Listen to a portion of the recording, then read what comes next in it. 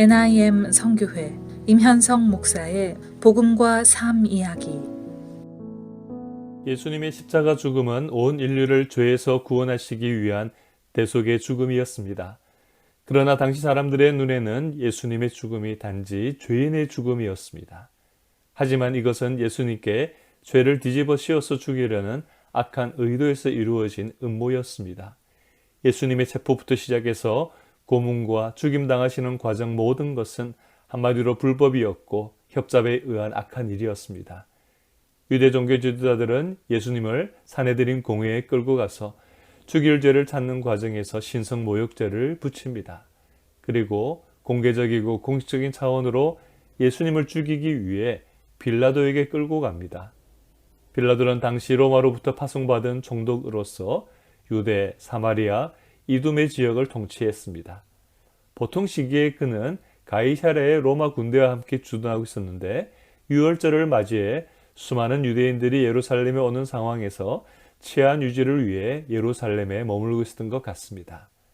이런 상황에서 유대 종교 지도자들은 사형에 대한 법적 권한을 가진 로마 총독 빌라도에게 가서 예수님을 고소하고 죽이려 했던 것입니다. 그들은 왜곡된 내용으로 예수님을 고발합니다. 민심을 현혹하여 질서를 위협하고 로마 당국에 바치는 세금을 거부하도록 백성을 선동하며 자칭 왕이요 그리스도라고 하여 황제권에 도전했다고 고발하는 것입니다. 이 같은 음모는 이미 예수님께서 성전에서 가르치실 때 서기관들과 대제사장들에 의해 모의된 것입니다. 자신들이 예수님을 죽이고 싶었던 잘못 적용된 종교적 이유는 빼고 예민한 사회 정치적인 이유들을 들며 예수님을 집중적으로 고소합니다. 그래서 로마에서 파견된 빌라도 총독에게 압력을 가해서 자신들이 원하는 바를 이루고자 하는 것이었습니다.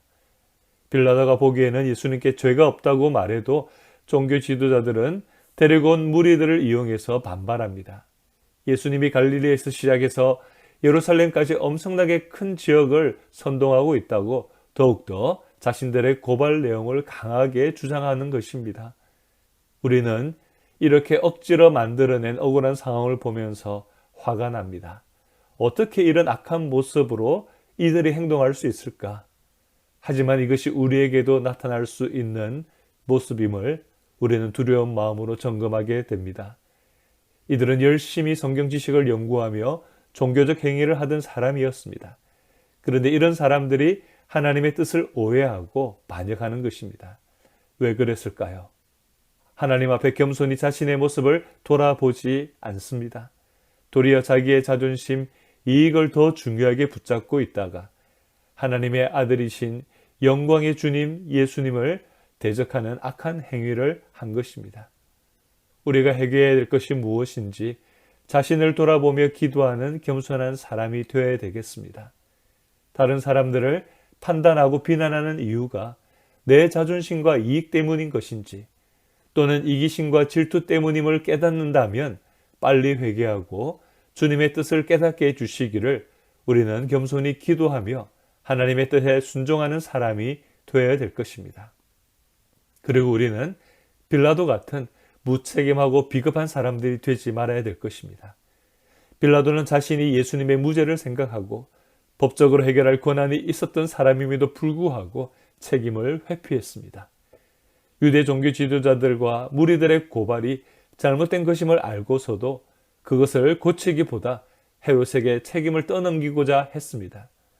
빌라도는 세상적으로 높은 지위에 있었고 이방인인데도 불구하고 예수님을 직접 보았지만 메시아이신 예수님을 믿는 결단을 하지 못합니다. 도리어 사람들의 압력에 타협하며 정작 자신은 회피한 것이죠. 그의 비겁함은 예수 그리스도에게 고난과 십자가 죽으심을 지시한 범죄자로 역사 속에 남아있게 됩니다.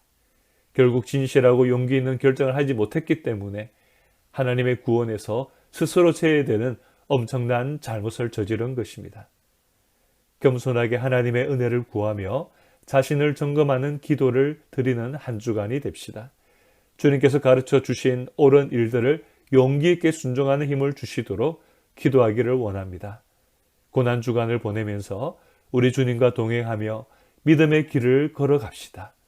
십자가와 부활의 복음을 우리에게 주신 하나님 아버지의 은혜와 능력을 매일매일의 삶 속에서 체험하는 우리 모두가 되기를 바랍니다. 지금까지 NIM 선교회 임현성 목사의 복음과 삶 이야기였습니다.